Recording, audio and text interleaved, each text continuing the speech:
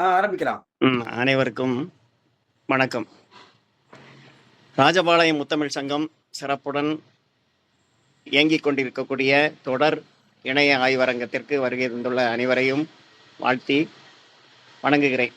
இன்று 71வது நாள் நடக்க போகிறது. இன்றைக்கு இருவர் பேசுகிறாங்க. நல்லாசிரியர் சரஸ்வதி ஜெகதீசன் அவர்கள் சிக்கனம் பற்றி பேசுகிறாங்க. முயற்சி திருவினையாக்கும் பற்றி சிறப்புரையாற்ற இருக்கிறாங்க. இரண்டாவது பள்ளி தோழர் திருக்குறள் செல்வன் அவர்கள் திருக்குறளும் மூதுரையும் பகுதி 3 பற்றி இன்று இருவரும் சிறப்புடன் பேச வந்திருக்கிறார்கள். முதலாக சகோதரி சங்கரி அவர்கள் கடவுள் வாழ்த்து பாட இருக்கிறார்கள்.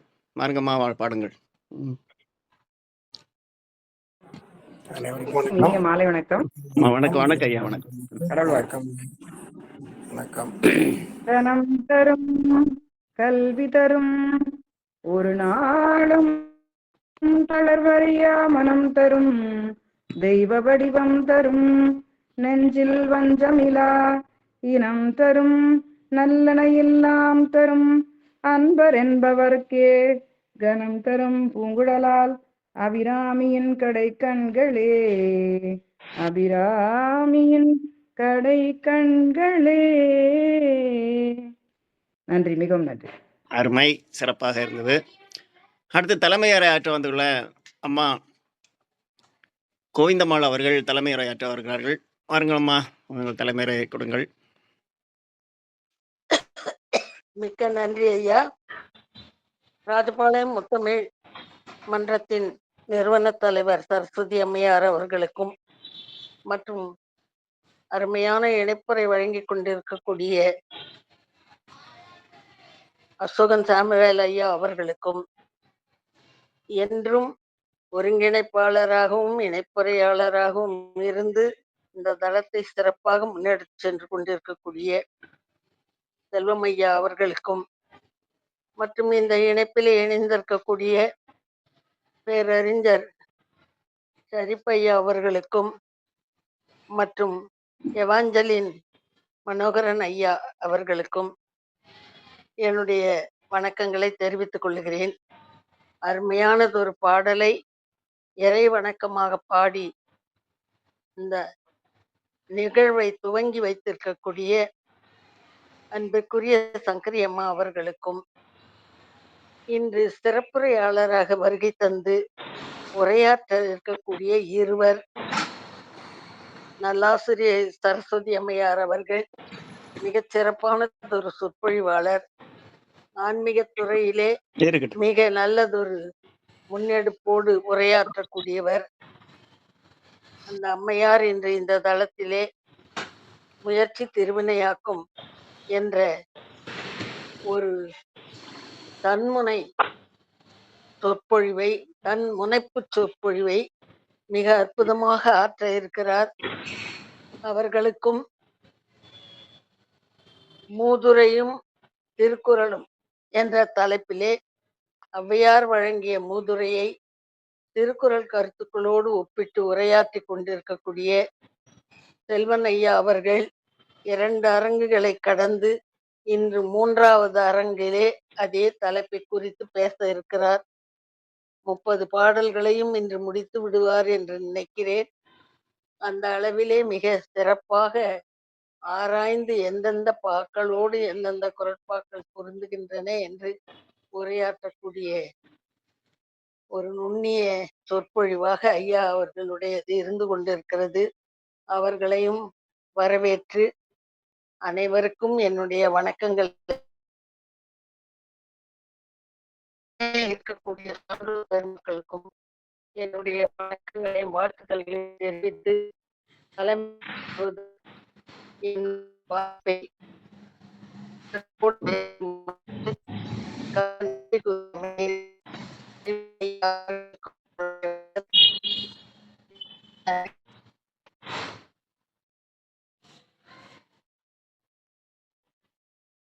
நம்ம முடிச்சிட்டிங்களா? இன்று 2 சிறப்பு ஆளுநர்கள் சிறந்த ஒரு முறையில் நிமிஷம் கேட்டுக்கோ. அம்மா முடிச்சிட்டாங்களா? முடிச்சிட்டாங்களா? அதான் சத்தமா முடிச்சு ஆஃப் பண்ணிட்டாங்களே.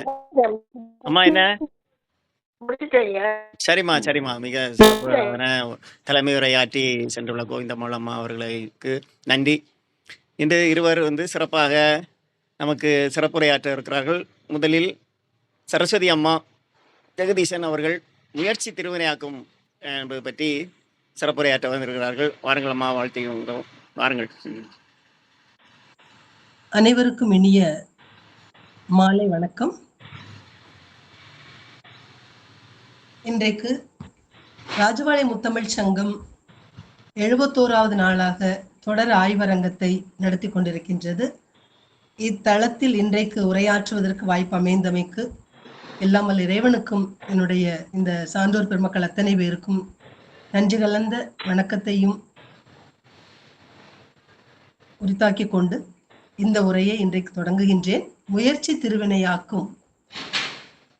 முயற்சி திருவினையாக்கும் அதாவது வள்ளுவ பெருந்தகை பாடுகின்ற பொழுது முயற்சி திருவினையாக்கும், முயற்சின்மை இன்மை புகுத்திவிடும் என்ற அந்த குறட்பாவில், அந்த 2 அடி குறட்பாவில் முயற்சி திருவினையாக்கும் என்பது எல்லோராலும் இன்றைய காலகட்டத்தில் ஒவ்வொருவரும் தாங்கள் ஆற்றக்கூடிய, தாங்கள் எடுத்துக்கொள்ளக்கூடிய வினையானது சிறப்பாக நிறைவு பெற வேண்டும் என்ற எண்ணத்தில் எல்லோராலும் பயன்படுத்தக்கூடிய ஒரு அற்புதமான தொடர்தான் இந்த முயற்சி திருவினையாக்கும்.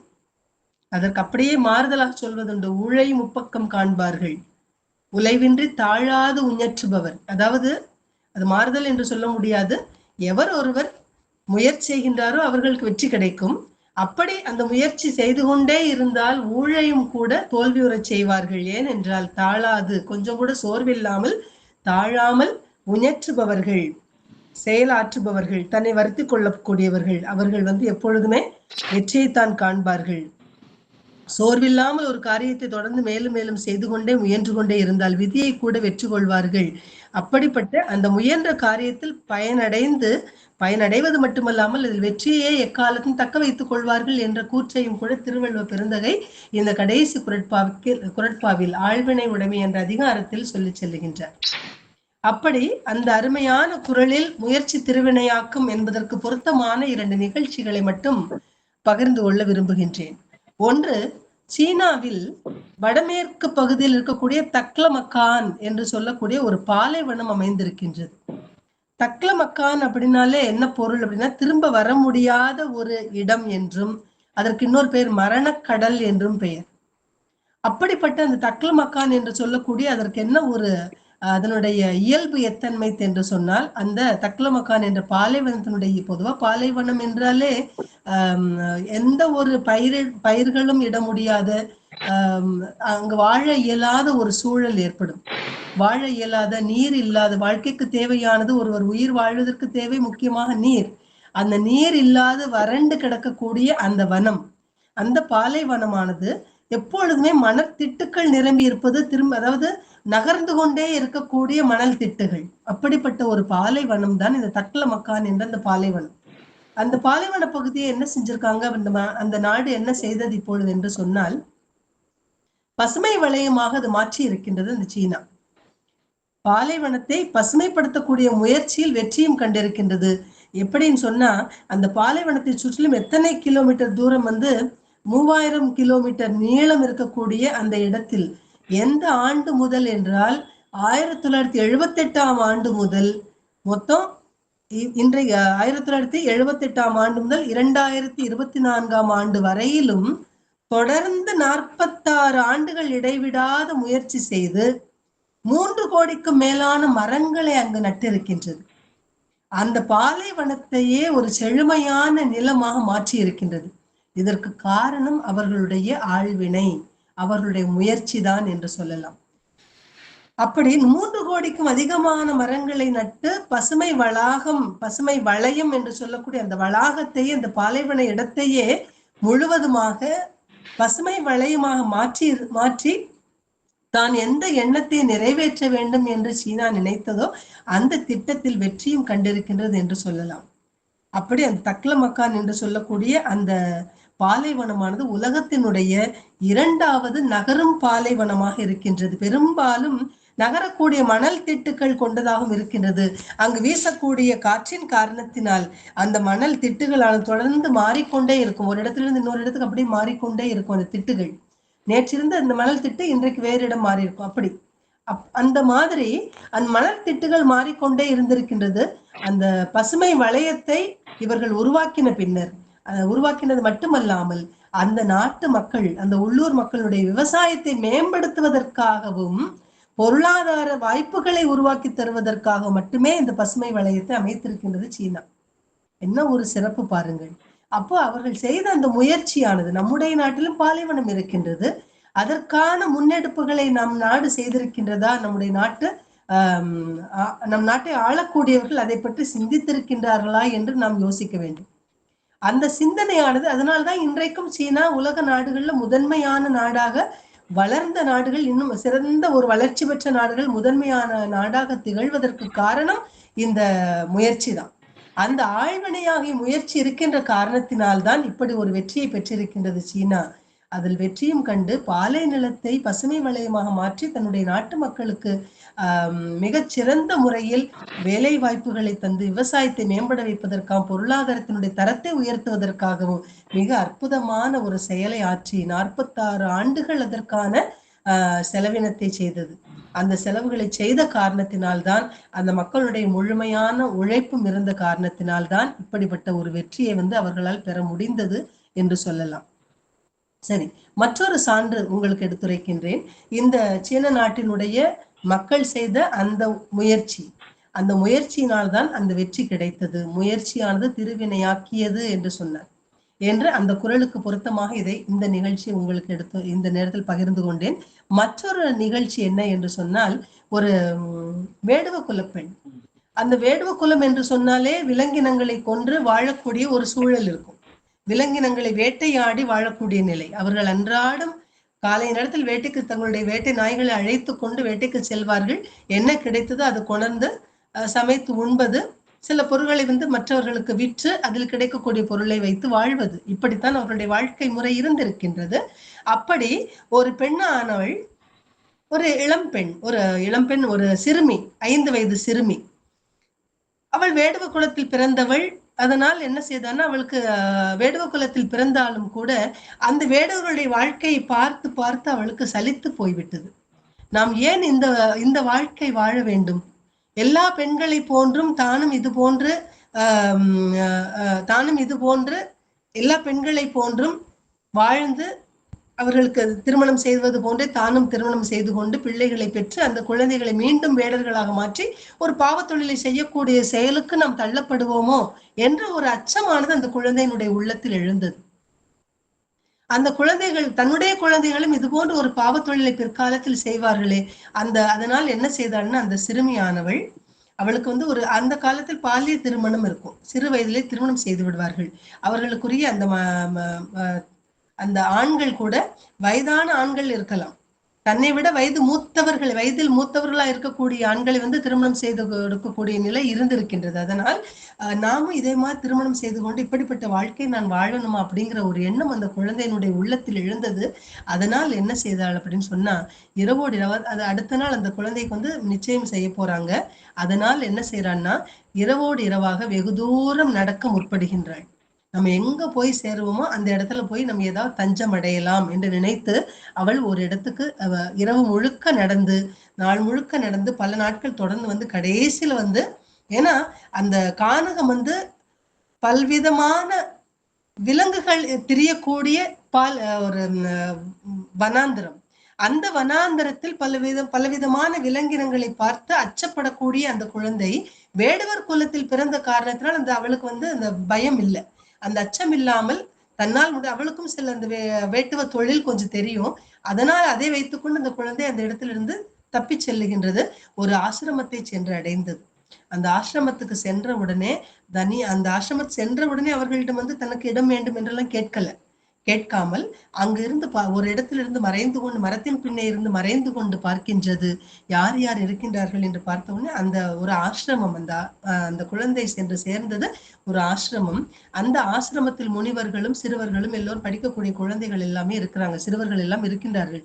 இதை பார்த்துட்டு எந்த நேரத்தில் தான் என்ன செய்யலாம் அப்படின்னு சொல்லிட்டு பார்த்து இருந்துட்டு அந்த குழந்தை அந்த சிறுமி என்ன செய்தாள் அப்படின்னா, அந்த முனிவர்களும் மற்றவர்களும் நீராடி செல்லுகின்ற பொழுது, நீராடி சென்ற உடனே அந்த இடத்தை முழுவதுமாக அங்க இருக்கக்கூடிய தென்னங்கீற்று இருக்கு இல்லையா, அதை எடுத்து அந்த தென்னங்குச்சிகளை வைத்து ஒரு துடைப்பமாக செய்து அதை அதை பயன்படுத்தி அங்க இருக்கக்கூடிய அந்த ஆசிரமத்தை சுற்றிலும் இருக்கக்கூடிய கற்களும் முட்களை எல்லாம் அகற்றி நல்ல சுத்தமான இடமாகவும் தூய்மையாகவும் வைக்கக்கூடிய ஒரு நிலைக்கு தன்னை ஆளாக்கி கொள்ளுகின்றாள். அந்த இடம் முழுவதும் சுத்தப்படுத்தி ரொம்ப தூய்மையா வச்சிருக்கா. அந்த முனிவர்கள் போய்விட்டு நீராடி விட்டு பார்க்கின்றார்கள், இந்த இடம் இவ்வளவு சுத்தமாக இருக்கின்றது, இது யார் செய்திருப்பார்கள் என்று பார்க்கின்றார்கள். அந்த அங்க இருக்கக்கூடிய தலைமை முனிவர் பார்க்கின்றார், அந்த ஆசிரமத்தினுடைய முனிவர். அவருக்கு தெரிய வருகின்றது ஏதோ ஒரு குழந்தையினுடைய செயல்பாடுன்னு சொல்லிட்டு. இது தினந்தோறும் நடக்குது. தினந்தோறும் அந்த குழந்தை இந்த செயலை செய்து கொண்டு வந்தது.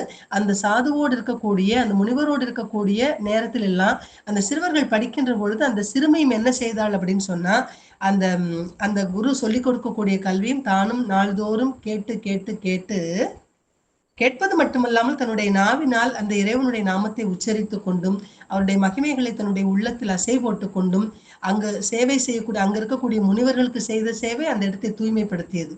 ஆக இறைவனுடைய பகவானை வணங்கக்கூடிய அந்த பக்தர்களுக்கு, அந்த பாகவதர்களுக்கு செய்யக்கூடிய அந்த பணியினை செவ்வனை செய்து வந்தாள் அந்த சிறுமி. அப்படி நாளாக செய்து வர கடைசியில் அவள் யார் என்று தெரிய வருகின்றது. யார் இதை செய்திருப்பார்கள் என்று சொன்ன உடனே அந்த முனிவரை அழைக்கின்றார். வா அப்படின்னு சொல்லிட்டு அந்த குழந்தை ஒளிஞ்சிட்டு இருக்குது. அந்த சிறுமியை அழைக்கின்றார். வா என்று சொல்லி என்னன்னு கேட்ட உடனே, இந்த இடத்துல தான் தங்கணும்னு சொன்ன உடனே, இங்கே இரு, உன்னுடைய விருப்பத்திற்கு ஏற்ற மாதிரி இருக்கலாம் என்று சொல்லி விடுகின்றார்கள்.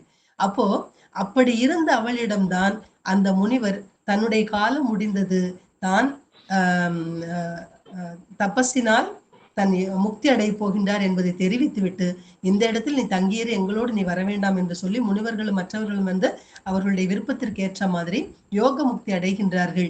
இந்த குழந்தை அங்கேயே இருந்த அந்த சிறுமியானவள் வளர்ந்து பெரியவளாகி அந்த இடத்திலேயே பல ஆண்டுகளாக இருந்தாள். அந்த முனிவர் அவளிடம் சொன்னது என்ன அப்படின்னு சொன்னா, இந்த இடத்திற்கு ராமலக்வர் வருவார்கள், அதுவரையிலும் நீ இருப்பாயாக, அவர்களுடைய தரிசனம் கிடைத்த பின்னர் நீ எங்களுடைய உலகத்திற்கு எங்களோடு சேர்ந்து கொள்வாயாக என்று சொல்லுகின்றார். அந்த முனிவர் வேறு யாரும் அல்லர், மதங்க முனிவர், மதங்க மகரிஷி. அந்த மதங்க மகரிஷினுடைய ஆசிரமத்திற்குத்தான் சபரியாகிய அந்த சிறுமி, வேட்டுவ சிறுமி சென்றாள். சென்று தன்னுடைய பணிவிடைகளை செய்து அவர் கூறியது போன்றே, மதங்க முனிவர் சொன்னது போன்றேதான் அந்த சபரியும் கடைசியில் யோகமுக்தி அடைகின்றாள் அப்படின்னு சொல்லி பாக்குறோம்.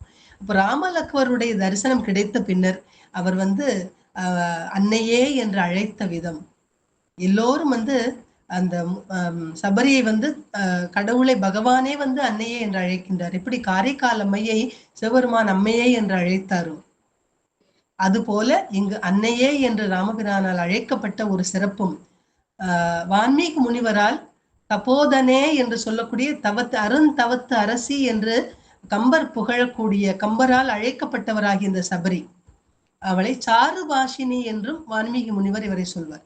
சாருபாஷினி என்றும் தபோதனே என்றும் பல்வேறு பெயர்களில் அந்த அழைக்கப்பட்ட சபரிதான் அந்த சிறுமியாகிய வேட்டுவ சிறுமி. அவள் செய்த அந்த முயற்சியானது கடவுளை அடைய வேண்டும் என்று நினைத்த, கடவுளை சந்திக்க வேண்டும், கடவுளை ராமபிரானை தரிசனம் செய்ய வேண்டும் என்று காத்து கொண்டிருந்தால் தரிசனம் கிட்டியது. அதே போன்று தன்னுடைய வேட்டுவ குலத்திலிருந்து மீண்டு வர வேண்டும் என்று நினைத்தால் அதுவும் நிறைவேறியது. காரணம், இதற்கெல்லாம் முதன்மையான காரணம் அவள் செய்த முயற்சி. அந்த முயற்சியானது அவளுக்கு திருவினை பெற்று தந்தது, வெற்றியை பெற்று தந்தது, அவள் நினைத்த அந்த முக்தியை பெற்று தந்தது என்று சொன்னால் அதுதான் உண்மை. அப்படிப்பட்ட ஒரு சிறந்த சபரியாக இருந்தாலும் சரி, இந்த சீன மக்கள் செய்த அந்த செயலாக இருந்தாலும், அந்த அரிய செயல்களுக்கெல்லாம் காரணமாக இருந்தது ஒவ்வொருவரும் செய்த அந்த ஆழ்வினைதான். அந்த வினையை ஆண்ட காரணத்தினால், அந்த வினையை எப்படியாவது இந்த வினையை சிறந்த முறையில் செய்து முடித்து விட வேண்டும் என்ற எண்ணம் அவருடைய உள்ளத்தில் உதிக்க வேண்டும். நாம் இன்றைக்கு இந்த முத்தமிழ் சங்கத்தில் பேசிக் கொண்டிருக்கின்றோம் என்று சொன்னால் இந்த முத்தமிழ் சங்கத்தை ஆரம்பிக்க வேண்டும் என்ற எண்ணம் இருந்து கொண்டே இருந்தது. அதற்கான மற்றவர்கள் வந்து இணைந்தார்கள்.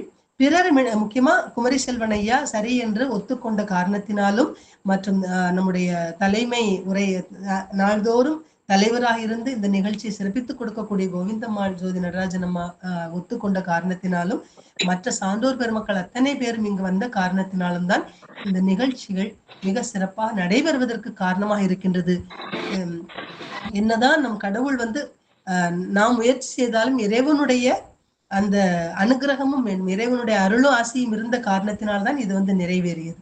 நம்முடைய முயற்சி மிக அவசியமானது.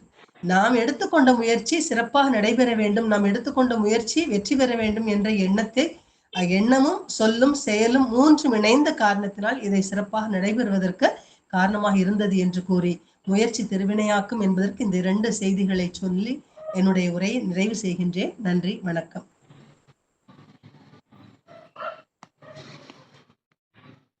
சரி, அடுத்ததாக வந்துட்டேன். வந்துட்டேன். சரி, இன்றைக்கு அம்மா இன்றைக்கு முதலில் சிறப்புரையாக அம்மா சரஸ்வதி அம்மா அவர்கள் சிறப்புடன் முயற்சி திருவினையாக்கும் என்பதை பற்றி 2 விதமான கருத்துக்கள், 2 விதமான ஒரு கருத்துக்களை வைத்து வலியுறுத்தி நமக்கு அருமையாக இங்கே கூறி சென்றுள்ளார்கள். அவர்களுக்கு மிக்க நன்றி, அருமை, வாழ்த்துக்கள். இதில் நம்ம பின்னோட்டம் கொடுக்கும்போது அதை பற்றிய கதைகளும் சொல்லுவாங்க. சரி, அடுத்ததாக 2வது சிறப்புரையாற்ற வரக்கூடிய பள்ளி தோழர் திருக்குறள் செல்வர் இப்போது திருக்குறளும் மூதுரையும் பற்றி சிறந்த அளவில் நமக்கு பேசுகிறார். இன்றைக்கு 3வது பகுதி. ஏற்கனவே 2 பகுதியை சிறப்புடன் திறமையாக அருமையாக கூறியிருக்கிறார்கள். இன்று 3வது பகுதியை நமக்கு சிறப்புரையாற்ற வந்திருக்கிறார்கள். வாருங்கள் வரவேற்போம்.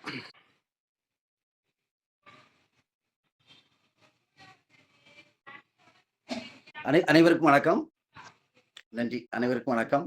தலைமை கோவிந்தம்மாள் அம்மா அவர்களுக்கும் அவையில் இருக்கக்கூடிய அனைவருக்கும் வணக்கம். இன்று அம்மா வந்து சரஸ்வதி அம்மா வந்து ஒரு அருமையான முயற்சி திருவினையாக்கும் இங்க தலைப்புல பேசினாங்க. அதை கேட்கும் போதே நமக்கு வந்து ஒரு அதாவது இதே மாதிரி நம்ம உழைக்கணும் அப்படிங்கிறதுக்கு ஒரு உதாரணமா 2 இதை சொன்னாங்க. ஒண்ணு கம்பராமாயணத்துல சொன்னாங்க, இன்னொன்னு சீனாவில் அந்த பாலைவனத்துல 3 கோடி மரங்களை நட்ட அந்த செய்தி நானும் படித்தேன். அது ஆனால் பொதுவாகவே இன்னைக்கு நமக்கும் சீனாவுக்கும் தான் போட்டியே. நம்ம அவங்கள பார்த்து ஒன்னொன்னா என்ன சொல்லலாம், காப்பி அடிச்சுட்டு இருக்குன்னு சொல்லலாம். அதாவது முன்னாடிலாம் வந்து நம்ம நாட்டில் சாஃப்ட்வேர் மட்டும்தான் இருந்தது. ப்ரொடக்ஷன், அதாவது மேனுஃபேக்சரிங் செக்டார் வந்து அவ்வளோவா இல்லை. இன்னைக்கு நம்ம அவங்கள பார்த்து அவங்க கொடுத்தாங்க இன்சென்டிவ், ப்ரொடக்ஷனுக்கு இன்சென்டிவ் கொடுத்துருந்தாங்க. அதை காப்பி அடிச்சு தான் இன்னைக்கு நம்ம பிஎல்ஐ ஸ்கீம் சொல்லி கொடுத்து எல்லா செக்டார்லையும் அப்படி அந்த அவங்க சொன்னாங்கல்ல, அந்த பாலைவனத்தையே அப்படியே அங்கே வரக்கூடிய காற்று முன்னாடி வெப்ப காற்றா வருமா, இப்போ நல்ல ஆக்சிஜன் வருதான். அந்த இதை நானும் படித்தேன் அந்த செய்தியை. அதை மாதிரி அவங்கெல்லாம் பாருங்க எப்படி பண்ணியிருக்காங்க பாருங்க. எங்கே பார்த்தாலும் உலகத்திலேயே நிறைய அணைகளெல்லாம் கட்டி எடுத்து அந்த தண்ணிகளெல்லாம் திருப்பி இன்னைக்கு பிரம்மபுத்திராவை கூட திருப்பி எடுத்து அவங்க ஒரு காலத்தில் இந்தியாவுக்கு வரவிடாமல் பண்ணிடுவாங்க போலுங்க. அந்த மாதிரி அவங்க பண்ணிட்டு இருக்காங்க. ஆனால் பிரம்மபுத்திராவில் 90% தண்ணி வந்து இந்தியாவிலேயே உற்பத்தி ஆகுது. அதனால அதை தடுக்க முடியாது அவங்க. ஏன்னா அது அங்கேருந்து வந்தாலும் அதை தடுக்க முடியாது. இப்படி இன்னைக்கு வந்து semiconductor, electronic item, mobile phone உற்பத்தி, எல்லா உற்பத்தியும் நம்ம அவங்கள பார்த்து இன்னைக்கு பின்தொடர்ந்து சீனாவுக்கு அடுத்தபடியாக இன்னைக்கு நம்மளும் வரோம். அது ஒரு அது என்ன, அவங்கள பார்த்து நம்ம பண்ணுறதுனால தப்பும் இல்லை. ஏன்னா நல்லா பண்ணுறவங்கள பார்த்து நம்மளும் செய்யலாம் இல்லையா, நல்ல விஷயங்களை காப்பி எடுக்கலாம் இல்லையா. அப்படி அந்த மாதிரி அம்மா பேசிய இந்த தலைப்பு மிகவும் அருமையாக இருந்தது. முயற்சி திருவினையாக்கும். அதாவது உழைச்சா கண்டிப்பாக வெற்றி அடைய முடியும் அப்படிங்கிறதுக்கு நிறைய உதாரணங்கள்லாம் இருக்கு. அதுக்கு எனக்கு என் வாழ்க்கையெல்லாம் தெரியுது. எப்படியாவது முயற்சி பண்ணா, நான் ஸ்டெபிலைசர் கம்பெனி ஏற்கனவே சொல்லியிருக்கேன், ஸ்டெபிலைசர் கம்பெனிக்கு எனக்கு சம்மந்தமே கிடையாது. அதில் இருந்தது முழுக்க என்னுடைய முயற்சி மட்டும்தான். தன்னம்பிக்கையும் முயற்சியும். முயற்சி அடைஞ்சா முயற்சி பண்ணால் கண்டிப்பாக ஜெயிக்க முடியும். இன்னைக்கு கூட மார்க்கெட்டில் நிறைய ஸ்டெபிலைசர் கம்பெனியாரங்க இருக்காங்க. அவங்க அந்த இண்டஸ்ட்ரியிலேருந்தே வந்தவங்க, ஏற்கனவே அந்த அனுபவம், அதில் தயாரிப்பாளர்களாக இருந்து அப்படி வந்தவங்க. அதனால முயற்சி இருந்தால் எது வேணாலும் சாதிக்க முடியும் அப்படிங்கிறதுல எந்த சந்தேகமும் இல்லை. அது நம்ம மனசை பொறுத்தது. இன்றைக்கு வந்து இப்போ நான் தொடர்ந்து 2-3 நாளாக பேசுகிற மாதிரி இருக்கு. அது காரணம் இன்னைக்கு வந்து பேச வேண்டிய சிறப்புரையாளர் வந்து வராதனால நேற்று அம்மா வந்து சரி அப்போ நம்ம 2 பேரும் பேசிடலாம் அப்படின்னு சொன்னாங்க. அதன் அடிப்படையில் எங்களை வந்து சிறப்புரையாளர்கள் மாதிரி நினைக்காதீங்க. நிலைய வித்துவான்கள் என்ன ஒரு நிலைய வித்துவான் மாதிரி தான். வராத இடத்துல அதாவது ஆல் இந்தியா ரேடியோவில் ஏதாவது நிகழ்ச்சிக்கு யாராவது வரலன்னா அந்த இடத்துல அங்கே இருக்கக்கூடிய வித்துவானவங்களை வச்சு பாட வைப்பாங்களாம். மிருதங்கம் இல்லை ஏதாவது ஒன்று நாதஸ்வரம் ஏதாவது பேச பாட வைப்பாங்களாம். எனக்கு என்ன பொறுத்த வரைக்கும் எனக்கு அப்படிதான் தோணுது. இன்னைக்கு வந்து அம்மா சொன்னாங்க முதலேருந்து எல்லா பாடலையும் முடிச்சுவேன்னு சொல்லி. இன்று நான் ஒரு 3 பாடல் தான். 3 பாடல் அதை திருக்குறளோட ஒப்பிட்டு நான் அதோடைய கருத்துக்களை சொல்லலான் இருக்கேன். மொத்தம் திருக்குறளில் அந்த மூதுரையில் 30 பாடல்கள். ஏற்கனவே ஒரு 7-8 பாடல்களை நான் ஏற்கனவே பேசியாச்சு. இதோ 3வது முறையாக ஒரு 3 பாடல். அதில் முதல் பாடல் இன்னா இளமை வறுமை வந்து எய்திய கால் இன்னா அளவில் இனியவும் இன்னாத நாளல்ல நாள் பூத்த நன்மரரும் போலுமே ஆளில்லாத மங்கைக்கு அழகு அப்படிங்கக்கூடிய ஒரு அருமையான வெண்பா பாடல். 3வது பாடல் மூதுரையில் வரக்கூடியது. இது ஔவையார் எழுதிய பாடல். நமக்கு தெரியும் நிறைய ஔவையார் இருந்திருக்காங்க. இது 13ஆம் நூற்றாண்டில் வாழ்ந்த ஔவையார். இன்னா இளமை வறுமை இன்னா இளமை வறுமை வந்து எய்திய கால் இன்னா அளவில் இனியவும் இன்னாத நாளல்ல நாள் பூத்த நன்மலரும் போலுமே ஆளில்லாத மங்கைக்கு அழகு. இதுல 2 செய்தியை சொல்றாங்க. ஒரு அருமையான செய்தி. இன்னா இளமை வறுமை இளமையில வறுமை. நம்ம எல்லாருமே இளமையை கடந்து தான் வந்திருக்கோம். இளமையில வறுமை. இளமையில தான் நம்ம நல்ல சாப்பிடணும்னு ஆசைப்படுவோம். அதே போல நல்ல என்ன சொல்றது ஆடம்பரமா, அதாவது அந்தந்த பருவத்துல ஒரு கல்லூரி படிக்கும்போது நம்ம மோட்டார் பைக்கில் போகணும்னு ஆசைப்படுவோம். சின்ன வயசுல இப்படி ஆண்கள் பெண்கள் நல்ல அவங்க நல்ல ஆடைகள் அணிகலன்கள் எல்லாம் தன்னை நல்ல மேக்கப் பண்ணிக்கணும் பெண்கள் நினைப்பாங்க. ஆண்களுக்கு பைக் வேணும், சுற்றுப்பயணம் போகணும், அதுக்கு பணம் வேணும், நல்ல உணவு வேணும். இதை போல ஏன்னா எல்லாருமே நம்ம எல்லாருமே இதைத்தான் கடந்து வந்திருப்போம். இளமையில இந்த ஆசை எல்லாத்துக்கும் உள்ளதான். எனக்கு இருந்திருக்கு, அதே போல எல்லாத்துக்கும் இருந்திருக்கும். ஆனா வசதி எங்களுக்கு ஓரளவு வசதி வாய்ப்பு இருந்தா கூட பெற்றோர்கள் அவ்வளவு தரமாட்டாங்க. நாங்க 5 பிள்ளைகள் அவ்வளவு தரமாட்டாங்க. சாப்பிடுறதுக்கு நல்ல நிறைய வயல் இருந்தது, சாப்பிடுறதுக்கு பஞ்சம் இல்லை, மற்றபடி எதுவும் தரமாட்டாங்க. நம்ம ஆசைப்படுற மாதிரி ஒரு கையில ஒரு மோதிரம் போட்டுக்கலாம் நான் ஆசைப்பட்டிருக்கேன், ஆனா கொடுக்க மாட்டாங்க. அப்புறம் கல்லூரி படிக்கும்போது பைக் வேணும்னு கேட்டிருக்கேன், கொடுக்கல. அப்போ சைக்கிள் கூட கிடையாது. இப்படிதான் வாழ்க்கை இருந்து நம்ம நிறைய ஆசைப்படுவோம். எல்லாரும் சுற்றுப்பயணம் போவாங்க, நம்ம அப்பாட்ட போய் கேட்போம் சுற்றுப்பயணம் போகணும்னு பணம் கேட்போம், தரமாட்டாங்க. அப்போ அதுக்கு வந்து போராடணும், நல்ல ட்ரெஸ் பேண்ட் எடுக்கணும். இல்லை, சின்ன வயசுல நம்ம அவ்வளோ ஆசைப்படுவோம், ஆனா அது நம்ம ஆசைப்படுற மாதிரி கிடைக்காது. அப்போ இன்னா இளமை வறுமை, சின்ன வயசுல இருக்கக்கூடிய வறுமை இருக்கு இல்லையா, அது ரொம்ப கொடுமையானது அப்படின்னு ஔவையார் சொல்றாங்க.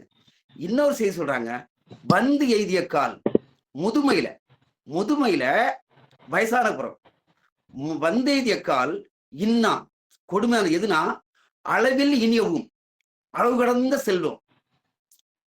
அதாவது வயசு ஆனதுக்கு அப்புறம் ஒரு உதாரணம் சொல்றேன். ஒருத்தங்களுக்கு ஒரு டயபெட்டிக் சுகர் பேஷண்ட் ஆயிட்டாங்க, அவருக்கு நீரிழிவு நோய் வந்துச்சுங்களா, அவங்க அதுக்கப்புறம் பெரும்பாலும் எதுவும் அவங்க விரும்புற மாதிரி சாப்பிட முடியாது. ஏன்னா அந்த உடலுக்கு ஏற்றார் போல் தான் அவங்க சாப்பிட முடியும். நம்ம நினைக்கிறதெல்லாம் கண்டதெல்லாம் சாப்பிட முடியாது, அளவோடு சாப்பிடணும். சில ஐட்டங்கள் சாப்பிடவே முடியாது.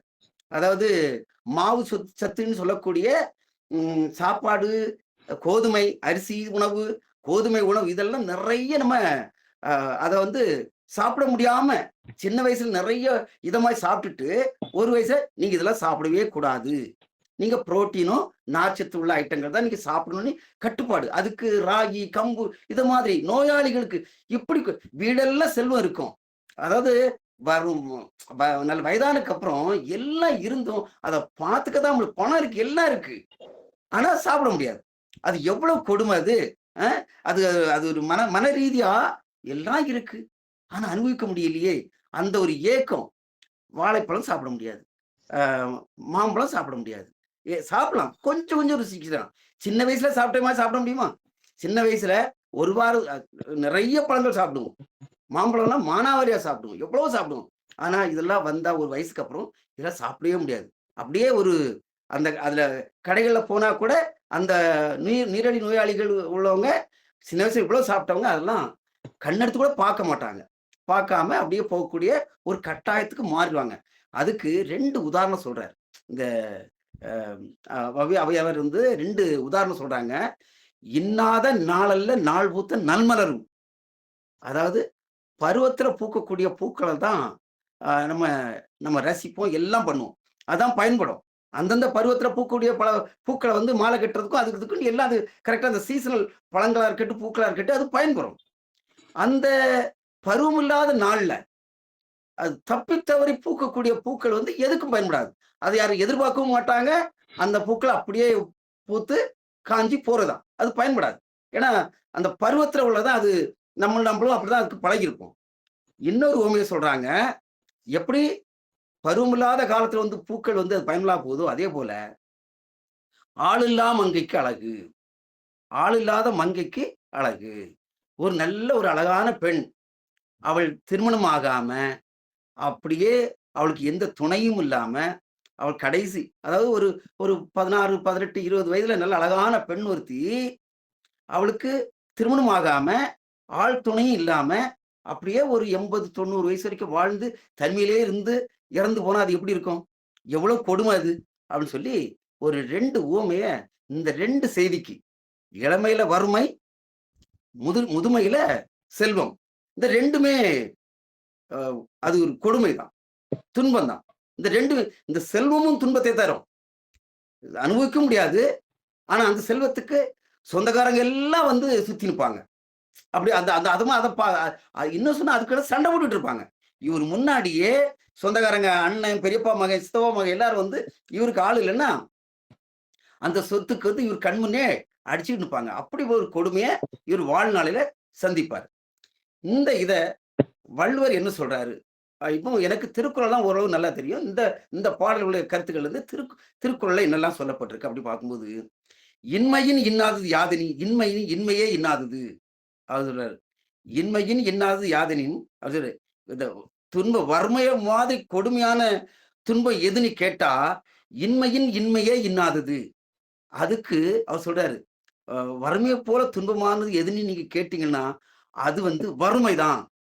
வறுமைய மாதிரி ஒரு கொடுமையான துன்பம் எதுவும் கிடையாது அப்படின்னு வள்ளுவர் சொல்றாரு. அத இன்னா இளமை வறுமை ஔவையார் சொல்லிருப்பாங்க. இளமையில ஆனா வள்ளுவர் என்ன சொல்றாரு, வறுமைய வறுமைய மாதிரி கொடுமையான துன்பம் எதுவுமே கிடையாது அப்படின்னு அவரு சொல்லிருப்பாரு. இப்போ இந்த ஆளில்லா மங்கைக்கு அழகு அப்படின்னு சொல்லி ஒரு உவமைய சொல்லிருப்பாங்க இல்லையா ஔவையார். இதுக்கு வந்து வள்ளுவர் அதே போல அதே ஆளில்லா மங்கைக்கு அழகுங்கக்கூடிய ஒரு உவமைய ஒரு குறள்ல சொல்லிருப்பாரு. "அற்றார் கொண்டு ஆற்றாதான் செல்வம் மிக நலம் பெற்றால் தமிழ் மூத்தற்றுன்னு" ஒரு குறள். நன்றியில் செல்வத்துல. "அற்றார்க்கு ஒன்று ஆற்றாதான் செல்வம்." அதாவது வறியவருக்கு பயன்படாத ஒரு செல்வம். அது எதற்கு ஒப்பானது? ஒரு வறுமையில வாழ்றான். ஆனா அவன சுத்தி நிறைய செல்வந்தர்கள்லாம் இருக்காங்க. ஆனா அவங்களுக்கு யாரும் குடுக்க மாட்டேங்கிறாங்க. ஒரு இல்லாதவனுக்கு. அந்த அந்த அப்படிப்பட்ட செல்வம் எதோட சமம்னா, "மிக நலம் பெற்றாள் தமிழ் மூத்தற்று." அது ஔவையார் சொன்ன அதே கருத்தான். ஆளில்லா மங்கைக்கு அழகுன மாதிரி மிக நலம் அழகான பெண் ஒருத்தி பெற்றாள் தமிழ் மூத்தற்று. அவள் தனிமையாக இருந்து முதுமையாகி அப்படி போனத அப்படி சொல்றாரு. அதாவது வள்ளுவர் வந்து யாரையுமே திருமணம் ஆகாம இருக்குன்னு சொல்லி எங்கேயுமே அவர் வள்ளுவர் சொல்லல. வள்ளுவர் எந்த இடத்துலயுமே துறவரத்துல கூட அப்படி சொல்லல வள்ளுவர். அதாவது மணக்காம இருக்கக்கூடிய அந்த துறவு வாழ்க்கையில இருக்கு இல்லையா, அது வள்ளுவருக்கு அது ஏற்புடையதும் இல்லை. அதாவது திருமணம் ஆகாமலோ, இல்ல துறவியா இல்லாம தனிமையா இருந்து வாழ்வதோ, இல்ல திருமணம் ஆகி விட்டுட்டு போறதோ, இதுல எதுவுமே வள்ளுவருக்கு ஏற்புடையதில்லை. வள்ளுவருடைய இதெல்லாம் எப்படி தெரியுமா? "அறனெனப்பட்டதே இல்வாழ்க்கை." வள்ளுவர் சொல்லக்கூடியது. "அறனெனப்பட்டதே இல்வாழ்க்கை." இது ஒண்ணுதான். முன்னாடி கூட நான் துறவியறல வந்து நினைக்கும்போது, அது துறவிகளுக்காக எழுதப்பட்டுன்னு நான் நினைச்சுக்கிட்டு இருந்தேன். ஆனா அது அப்படி இல்ல. ஒரு வயது கடந்ததுக்கு அப்புறம் ஒரு பற்றற்ற ஒரு இல்லறத்தான், ஒரு பற்றற்ற வாழ்க்கை வாழ்வது தான் துறவற. அதாவது நம்ம மதத்துல உள்ள சில துறவற சிந்தனைகளை இதுல குடுத்திருக்காரே தவிர, ஆனா நம்ம நினைக்கிற அந்த துறவற வாழ்க்கையை பற்றி வள்ளுவர் முற்றும் துறந்த முனிவர்களை பற்றி சொல்லல. அப்படி அதுல அதாவது அதாவது ஒரு ஆணும் பெண்ணும் நம்ம வாழ்க்கையில் இருக்கு இல்லையா, வள்ளுவருடைய கூற்றுப்படி ஒரு பெண் அவ திருமணம் செய்து நல்லா வாழணும், வாழ்ந்து ஏன்னா சமுதாயத்துக்கு அவ பயன்படணும்ல, அவருடைய பெண்மை இந்த சமுதாயத்துக்கு பயன்படணும். பெருமவற்றுள் யாம் அறிவது இல்லை, யாம் அறிவது இல்லை, அறிவந்த மக்கள் பேரு அல்ல பிறன்னு சொல்லுவாரு. அவ ஒரு நல்ல அறிவுள்ள பிள்ளைகளை பெற வேண்டும் என்று அவர் சொல்றாரு. தம்மிந்த மக்கள் அறிவிடமே மாநிலத்து மண்ணுரிக்கெல்லாம் என்று சொல்லுவாரு. அந்த குழந்தைகள் அறிவான பிள்ளைகளாக இந்த நாட்டுக்கு அவங்க பயன்பெற வேண்டும். அதாவது இன்ற பொழுது பெரிதுக்கும் தன் மகனை சான்றோன் என கேட்ட தாய் என்ற அளவுக்கு ஒரு பெண் திருமணம் செய்துக்கணும், இல்லற வாழ்க்கையில கண்டிப்பா ஈடுபடணும், அவள் நல்ல பிள்ளைய பெற்றுக்கணும், இந்த சமுதாயத்துக்கு அவள் ஒரு ஆலமரம் மாதிரி ஒரு பெரிய சமுதாயத்தை உருவாக்குவதற்கு அவள் காரணகர்த்தாவா கண்டிப்பா இருக்கணும். திருமணம் எப்படி இந்த மாதிரி எல்லாம் திருமணமாக போனா துறவரத்தை வள்ளுவர் ஆதரிச்சாருன்னா நாளைக்கு சமுதாயம் பெருகாது, நல்ல சமுதாயம் வராது. அதனால அவர் துறவரத்தை ஆதரிக்கல. அதே போல இன்னொரு அந்த செல்வத்தை பற்றி சொல்லிப்பார் இல்லையா, இளமையில அதாவது இன்னொரு அதாவது முதுமையில அந்த செல்வத்தை பற்றி சொல்லும் போது சொல்லுவாரு, நிறைய அதாவது பெரும்பாலும் நம்ம இளமையில ஏழையா இருக்காங்க பெரும்பாலும். இப்பெல்லாம் இப்போ உள்ள வாழ்க்கை முறை சொல்றேன், நம்ம ஒரு 40-50 வருடத்துக்கு முன்னாடி பெரும்பாலும் எங்க கிராமங்கள்லாம் பெரும்பாலும் ஏழைகளா இருந்தாங்க. ஆனா இன்னைக்கு எல்லாருமே ஒரு வசதி வாய்ப்போட வந்துட்டாங்க. அப்ப அந்த மாதிரி ஒரு இது. அப்போ இந்த செல்வங்களை பற்றி சொல்லும்போது இந்த குறள் பாருங்களா, வைத்தான் வாய் சான்ற பெரும்பொருள் அக்துட்டான் செத்தான் கிடந்தது இல்லைன்னு சொல்லுவார். வைத்தான் வாய் சான்ற பெரும்பொருள், அத வீடு நிறைய செல்வம், வீடு நிறைய பொருள். இத பார்க்கும் இந்த வைத்தான் வாய் சான்ற பெரும்பொருள் சொல்லும்போது எங்க வீடு ஞாபகம் வருது. எங்க வீட்டுல இந்த வயல் அறுத்தாச்சுன்னா வீடு நிறைய நெல் இருக்கும், 2 அரங்கு வீடு உண்டு, அது முழுக்க நிரம்பி எங்க மற்ற வீடுகள் எல்லாம் அந்த நெல் இருக்கும். அப்பா என்ன பண்ணுவாருன்னா நல்ல விலை வரும்போது அது விற்பாரு. வள்ளுவர் இந்த ஒரு ஓமிய சொல்றாரு பாருங்களா, வைத்தான் வாய் சான்ற பெரும்பொருள், வைத்தான் வாய் வாசல் வரைக்கும் வச்ச பொருள். அன்னைக்கெல்லாம் பணம் கிடையாது, எல்லாம் பொருள் தானே. அப்போ வீடு வாசல் வரைக்கும் வச்சிருக்கான். அப்படிப்பட்ட பெரும்பொருள் அக்துட்டான், அவன் தானும் உண்ணாம செத்தான் கிடந்ததில். அது அந்த செல்வம் அவன் செத்துக்கு சமம்னு சொல்லி, ஏன்னா முதுமையில வறுமைன்னு சொல்ல இல்லையா, நிறைய செல்வம் ஈட்டியிருக்கான், முதுமையில அவனும் அனுபவிக்க முடியல, யாருக்கும் கொடுக்கவும் முடியல. அதுக்காக நான் இந்த குறளை சொன்னேன். இப்படி அதாவது செல்வம் பெற்றா அது எல்லாத்துக்கும் பயன்படணும். அதாவது ஒப்புரவு அறிதல் அதிகாரத்தில் நிறைய சொல்லுவார். இந்த மலையை பற்றி சொல்லுவார் இல்லையா, இதுல பற்றி சொல்லும்போது இந்த குறள் சொல்லுவாரு. இல்ல அது இல்ல, இதை போல் நிறைய அன்புருகி தன் செற்று அறம் நோக்காது ஈட்டிய ஒன்பொருள் கொள்வார் பொருள், இந்த மாதிரி நிறைய குறள்கள்ல வள்ளுவர் இந்த செல்வத்தை பற்றி நிறைய சொல்லுவார்.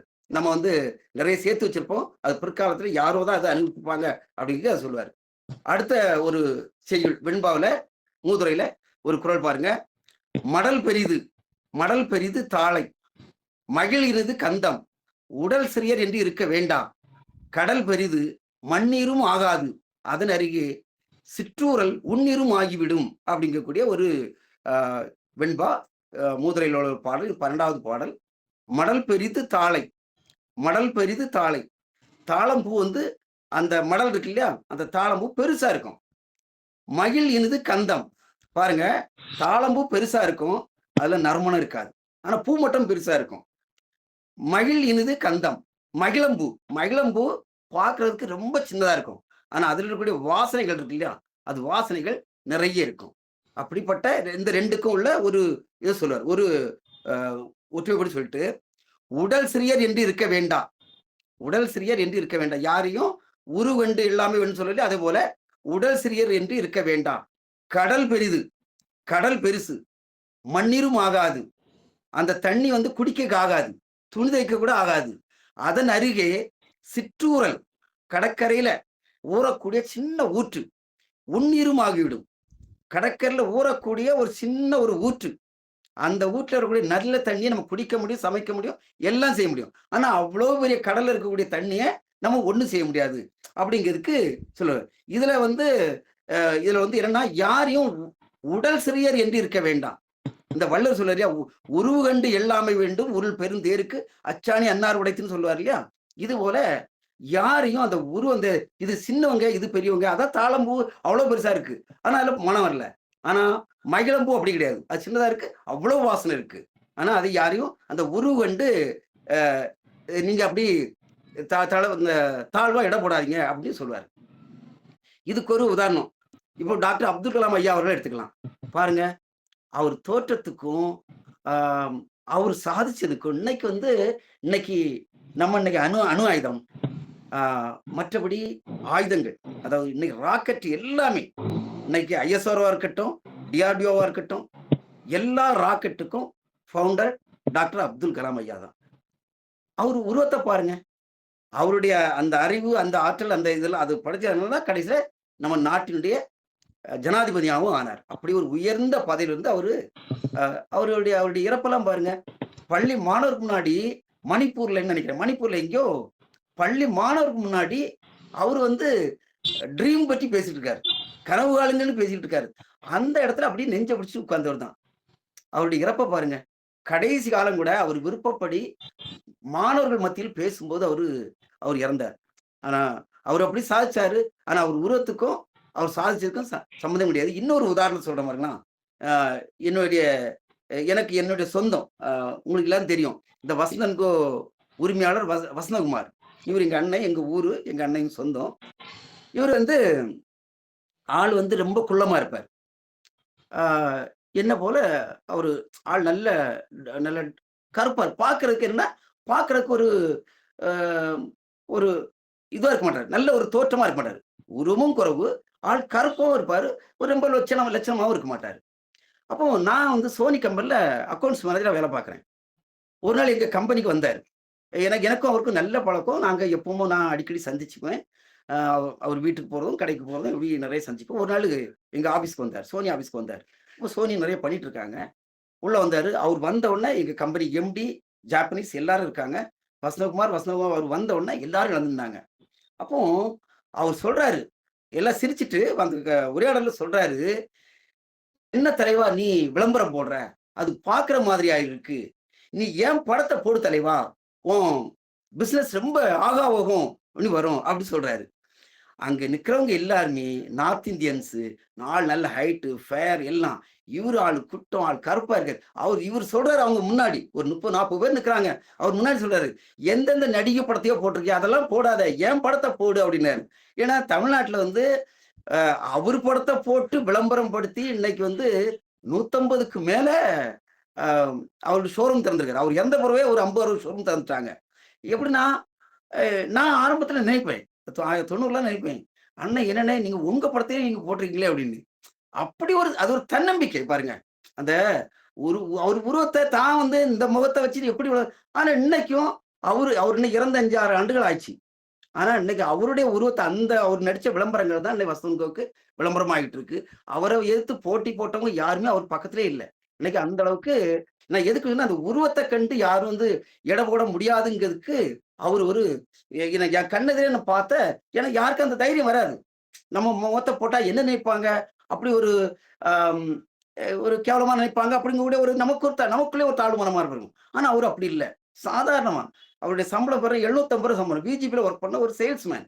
இன்னைக்கு பாருங்க, இன்னைக்கு அவரு 90ல சொன்னார் என்கிட்ட, தம்பி நான் கண்டிப்பா ஒரு நாள் நான் மினிஸ்டர் ஆவேன். ஆனா அவருக்கு அது மட்டும் தான் நடக்கல.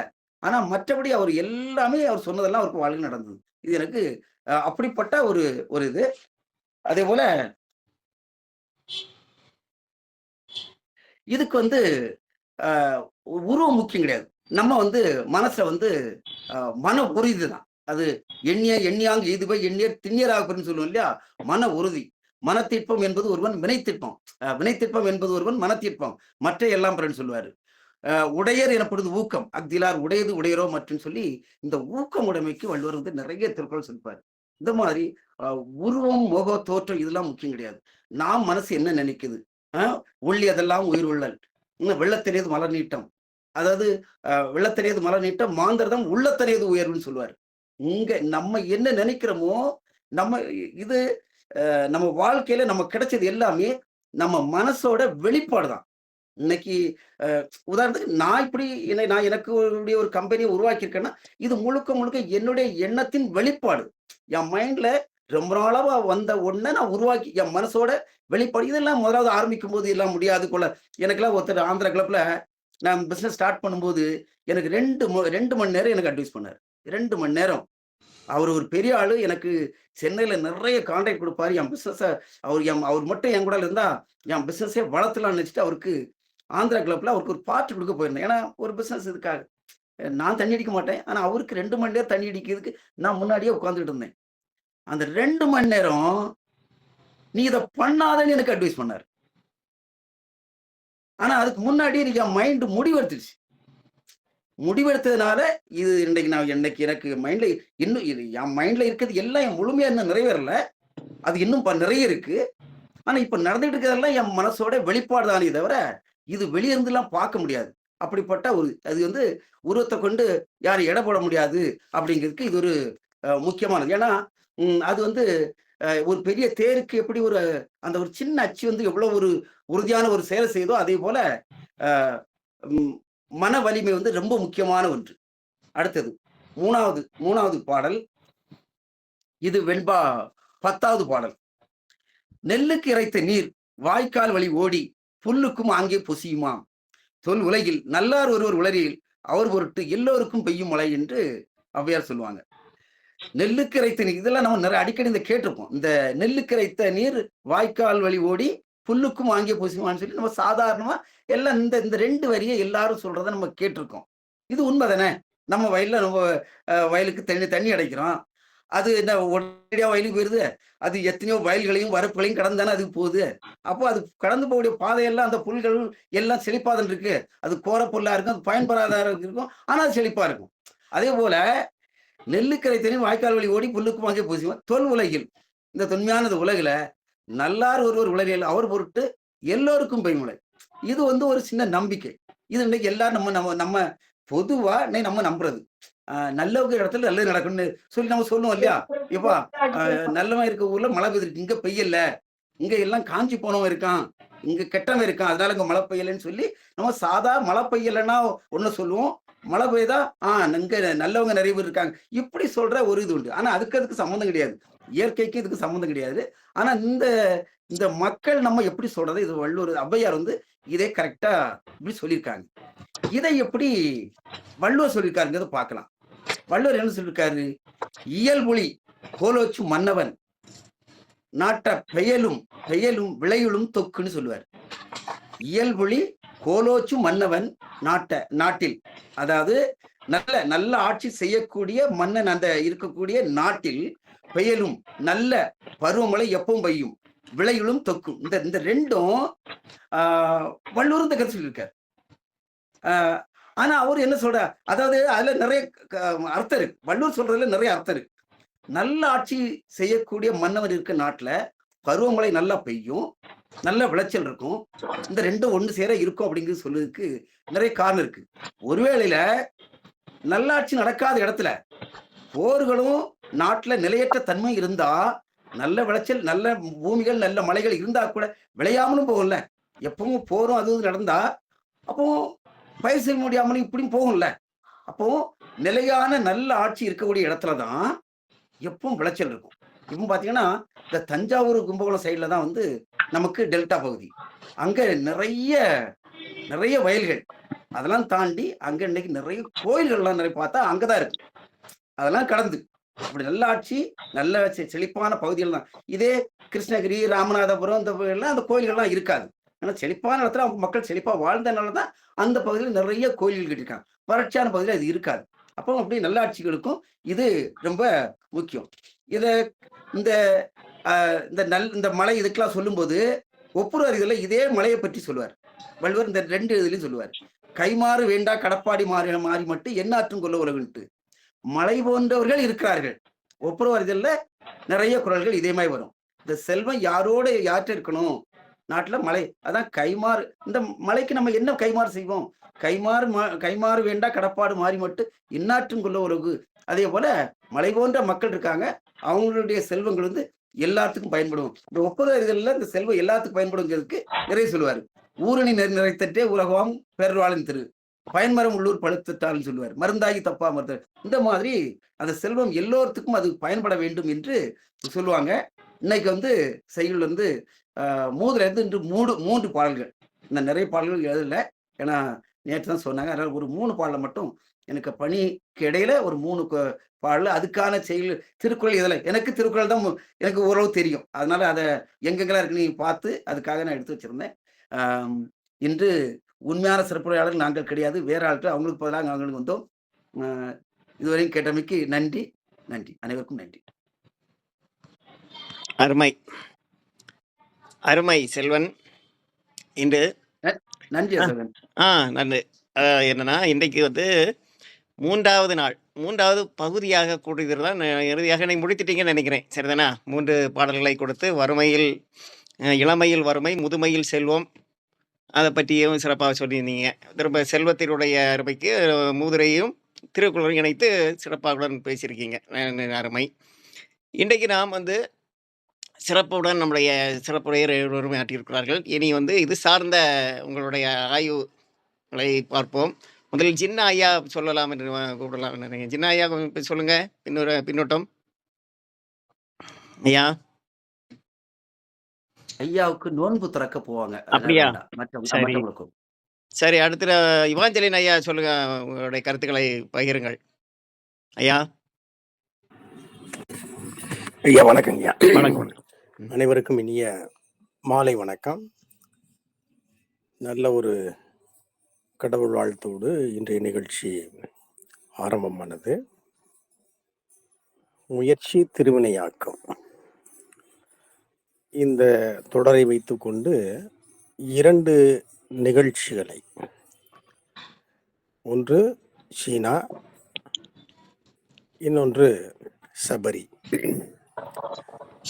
மிக தெளிவாக அழகாக 2யுமே நம் கண்முன் கொண்டு வந்து காட்டிவிட்டார் இன்றைய சிறப்பு சொற்பொழிவாளர் சரஸ்வதி அம்மையார் அவர்கள்.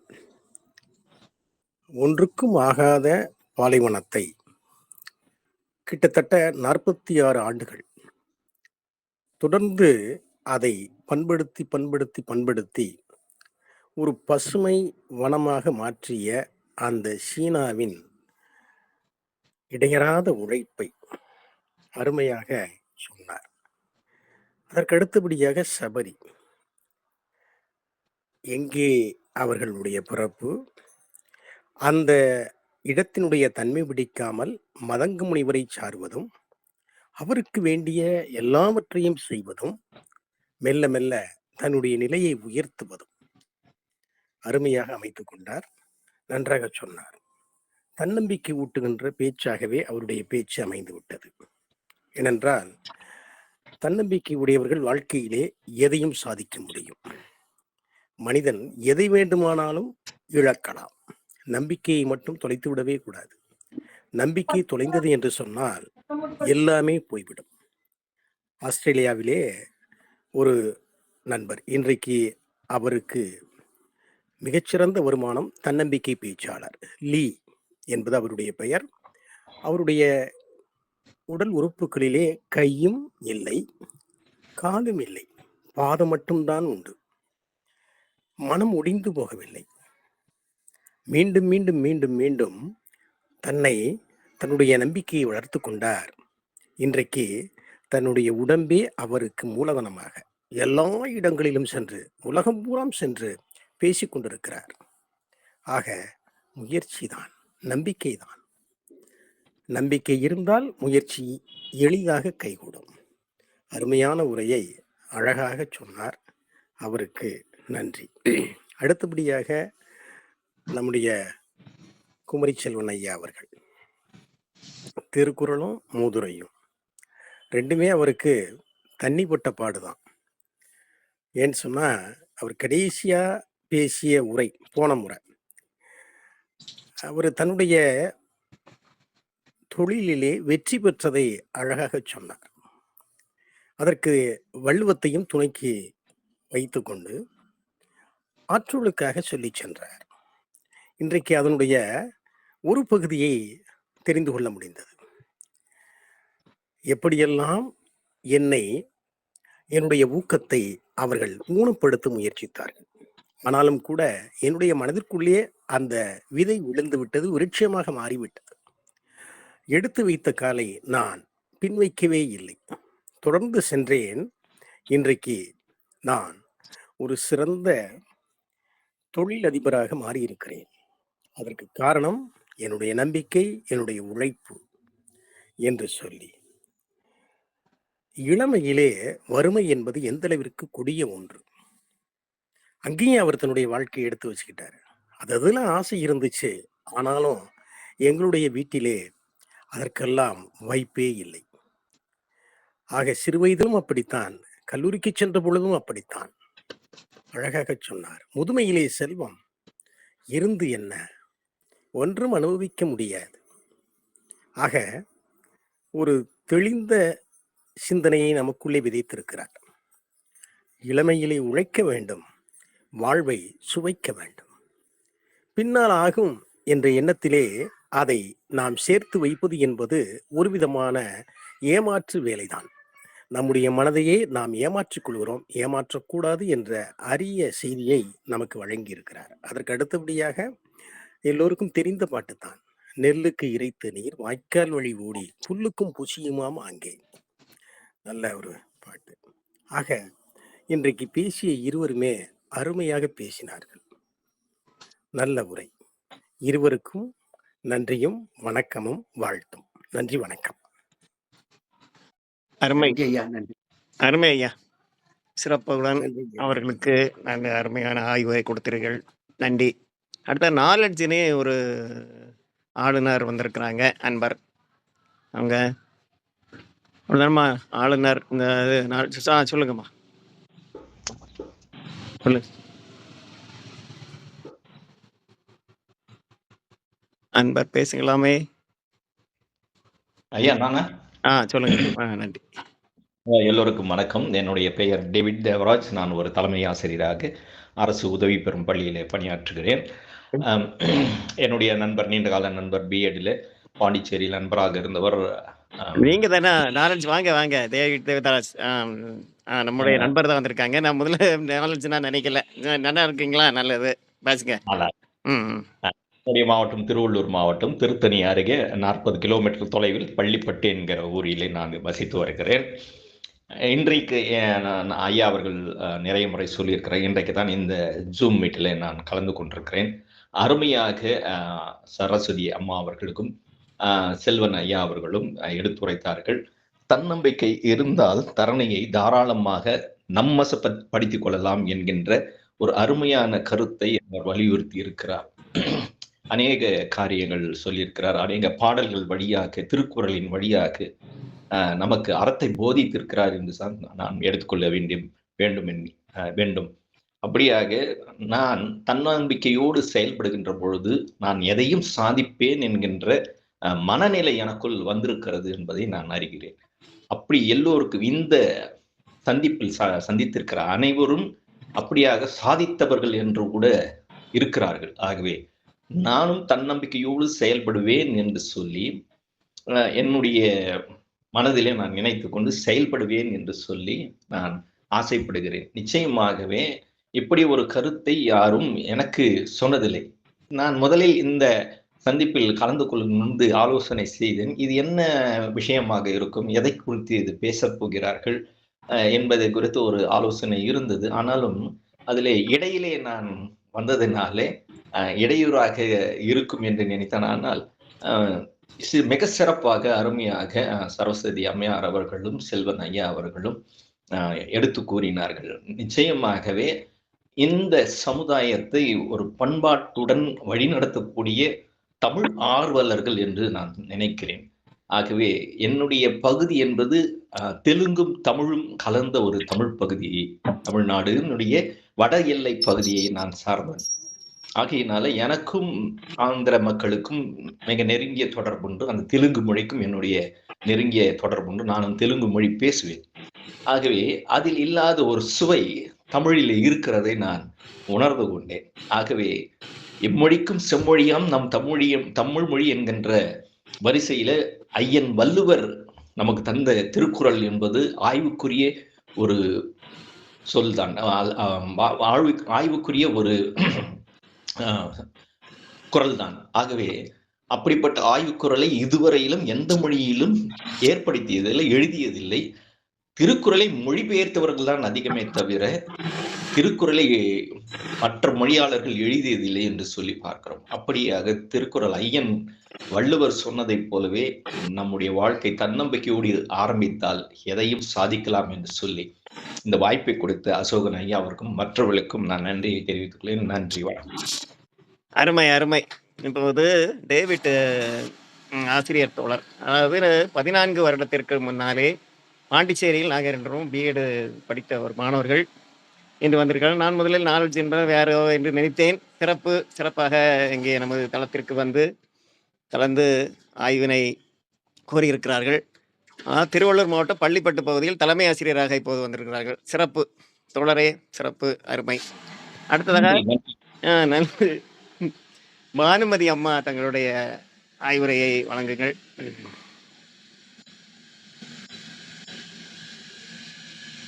ஐயா அவங்க பயணத்துல இருக்காங்க, அதனால அப்படியா? சரி, அடுத்து வந்து அறிவன் ஐயா சொல்லுவாங்க. அறிவன் ஐயா வாங்க. ஐயா குரல் கேட்குதுங்களா? கேக்குதுமா, கேக்குது ஐயா. ராஜபாளையம் ஒவ்வொரு நாளும் ஒவ்வொரு வகையான அருமையான முன்னெடுப்புகளை எடுத்து செல்கின்றோம். அவ்வகையிலே இன்றைக்கு அம்மையார் அவர்கள், நிறுவனர் அம்மையார் அவர்கள் மிகச்சிறப்பாக ஒரு குதிரைக்கு கொம்பை முளைக்க வைக்கக்கூடிய நிகழ்வுகளை செய்துவிட்டார்கள் என்ற அளவிலே மிகச்சிறப்பாக முன்னெடுப்பாக எடுத்து சொல்லியிருக்கின்றார்கள்.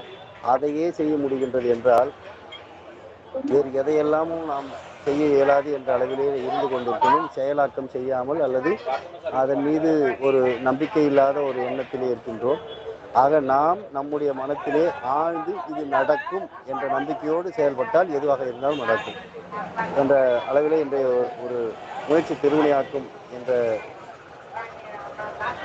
சீர்களுக்கு இணங்க அம்மையார் அவர்களுடைய உரை மன உறுதியை உண்டாக்கக்கூடிய அளவிலே மிகச் சிறப்பாக இருந்தது. அம்மையார் அவர்களை வாழ்த்து. அடுத்து செல்வனையா அவர்கள் மிகச்சிறப்பாக, திருக்குறள் செல்வனையா அவர்கள் மிகச்சிறப்பாக மூதுரையையும் திருக்குறளையும் அழகாக எடுத்து நடத்தியிருக்கின்றார். அவர் தொடர்ந்து இதே போன்று மூதுரை, திருக்குறள், அதே போன்று திருக்குறளோடு மற்ற பிற நூல்கள் என்று ஒவ்வொன்றையும் அவர் இணைத்து பேசுவதை கேட்பதற்கும் மிகச் சிறப்பாக இருக்கின்றது, நயமாக இருக்கின்றது. எங்கெல்லாம் மிக அழகாக பொருத்த முடியும், இன்னும் சொல்ல போனால் அந்த சொற்களே அங்கே இருக்கின்றன, அதே சொற்கள் இங்கே இருக்கின்றன என்ற அளவிலே இருக்கின்றது. ஐயா அவர்களை வணங்கி வாழ்த்தி, இதை தேடல் ஒரு மிகப்பெரிய அது என்ன சொல்லுவாங்க, அது மிகப்பெரிய சிறப்பான ஒரு செயல். அது எல்லாருக்கும் வந்துடாது. இந்த தேடல், இதையும் அதையும் ஒப்பு நோக்கி பார்க்கணும் அப்படின்ற தேடல் எல்லாருக்கும் வராது. ஐயா அவர்களுக்கு வந்திருக்கு. அந்த தேடலை ஐயா அவர்கள் இன்னும் அழகாக மூதுரை மட்டுமல்லாமல் இன்னும் பல்வேறு வகையிலே திருக்குறளை ஒப்பு நோக்கி பார்த்து திருக்குறளின் பெருமையை உலகுக்கு நம்முடைய அரங்கத்திலே வெளிப்படுத்த வேண்டுமாய் வேண்டி வணங்கி அரங்கையும் உரையாளர்களையும் வணங்கி மகிழ்கின்றேன். நன்றி, வணக்கம். வாய்ப்புக்கு நன்றி. அருமை அருமை ஐயா, மிகவும் சிறப்பாக உங்களுடைய பின்னோட்டத்தை கொடுத்தீர்கள். அடுத்ததாக நமது கோவிந்தம்மாள் அம்மா உங்களுடைய கருத்துக்களை சொல்றீங்களா? சொல்றேங்க ஐயா. சொல்லுங்கம்மா. அனைவருக்கும் மீண்டும் ஒரு முறை என்னுடைய வணக்கத்தை தெரிவித்துக் கொள்கிறேன். இன்றைய பேச்சாளர்கள் இருவருமே இரு சாதனையாளர்களாக, முயற்சியால் முன்னுக்கு வந்தவர்களாக, நம்முடைய வாழ்வியலையே முன்னிலைப்படுத்தி மிக அற்புதமானதொரு அந்த முயற்சியை ஊக்குவிக்கக்கூடிய ஒரு சொற்பொழிவை வழங்கி இருக்கிறார்கள். நம்முடைய சரஸ்வதி அம்மையார் அவர்கள் 46 ஆண்டுகள் பெருமுயற்சி செய்து 3 கோடி மரங்களை நட்டு பாலைவனத்தை சோலைவனமாக்கிய சைனாவை பற்றியும், மற்றும் சபரி வேடுவர் குலத்திலே பிறந்து மிகப்பெரிய துறவிகளுக்கும் முனிவர்களுக்கும் தலைமை சான்றவளாக ராமபிரானே அன்னையே என்று அழைக்கக்கூடிய உயர்நிலையை ஆன்மீகத்திலே அவள் எட்டிய அந்த அற்புதத்தையும் இங்கே முயற்சி திருவினையாக்கும் என்ற தலைப்பின் கீழ் நமக்கு வழங்கினார்கள்.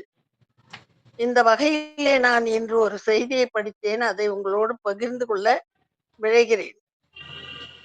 வட மும்பையிலே பால்வால் என்ற ஒரு 18 வயது சிறுவன், அந்த சிறுவன் அந்த பகுதியிலே இருக்கக்கூடிய சேரி பகுதியிலே வாழக்கூடிய குழந்தைகள் 50 அடி நீளமுள்ள சாக்கடையை இறங்கி கடந்து பள்ளிக்கு செல்லக்கூடிய அவலத்தை கண்டு மனம் வருந்தி அதை எல்லாரிடத்திலும் முறையிட்டு இருக்கிறான், அதை தீர்த்து கொடுக்கும்படியாக. 2-3 ஆண்டுகள் அவன் செய்த முயற்சி எவராலும் கண்டுகொள்ளப்படாத நிலையிலே இன்று அந்த மாணவன் தானே முயற்சி எடுத்து தன்னுடைய சேமிப்பில் இருந்து தன் நண்பர்களின் துணையோடு 50 அடி நீளமும் 5 அடி அகலமும் உடைய ஒரு மரப்பாலத்தை அதன் மேல் அமைத்து கொடுத்து அந்த குழந்தைகள் அழகாக பள்ளிக்கு செல்வதற்கும்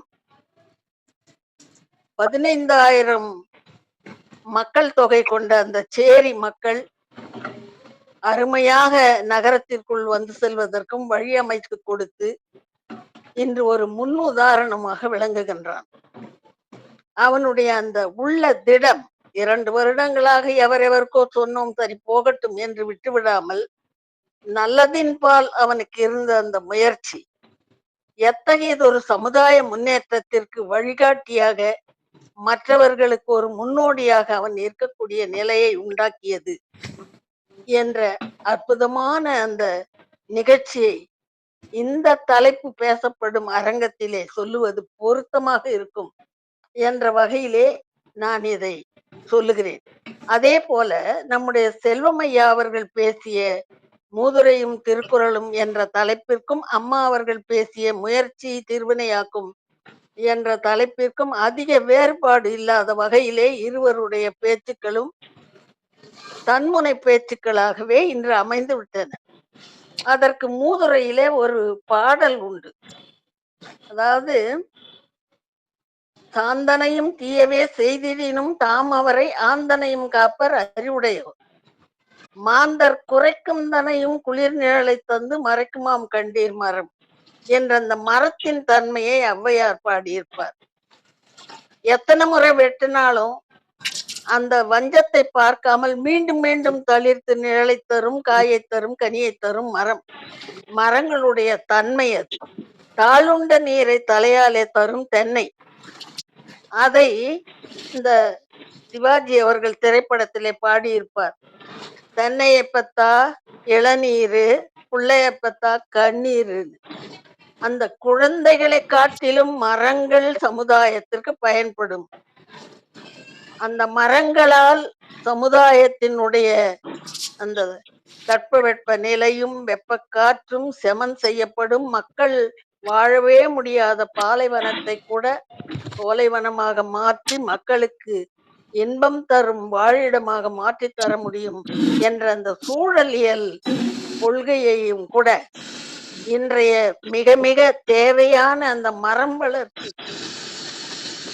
பற்றிய விழிப்புணர்வாக கூட இன்று சரஸ்வதி அம்மையாருடைய பேச்சு அமைந்திருந்தது.